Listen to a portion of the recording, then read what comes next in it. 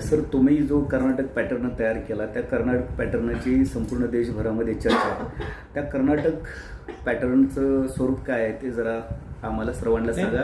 आणि त्याचबरोबर ज्या सिद्धरामय्या साहेबांच्या नेतृत्वाविषयी जगभरातल्या सर्वसामान्य लोकांना कुतूहल आहे, जसं महाराष्ट्रातल्या जनतेला देखील कुतूहल आहे, त्यांच्या नेतृत्वाची काय वैशिष्ट्ये आपल्याला सांगता येतील?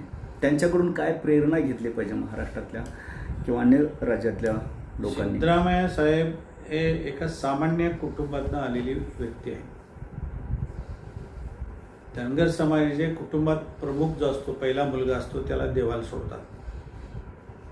आपल्याकडे इरगार म्हणून सोडतात, पोट तोडून घेतात, आपल्याकडे गजनृत्य करतात. तसं सिद्धरामय्या साहेब मोठा मुलगा असल्याकारणानं त्याला सिद्धरामय्या साहेबांना ढोल वाजवणे, गुरंढोरं चारणे आणि गजनृत्य आपल्याकडे जसं आहे त्या ठिकाणी देवात नृत्य करणे, ह्या सगळ्या गोष्टी आदरणीय सिद्धरामय्या साहेबांना अवगत आहेत. त्या थोड्या म्हणजे अत्यंत खालच्या दर्जातून कष्ट काय आहे ते स्वतः अनुभवलेलं आहे.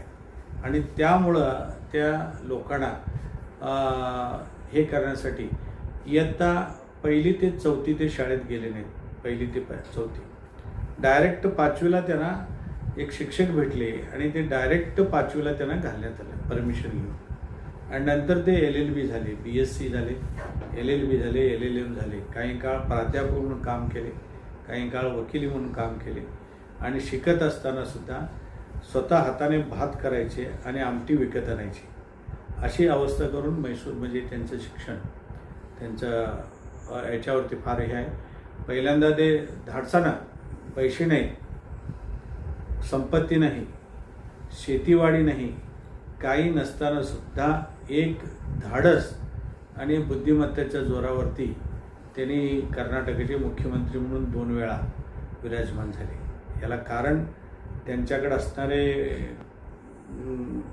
गट्स ज्याला म्हणतो आपण.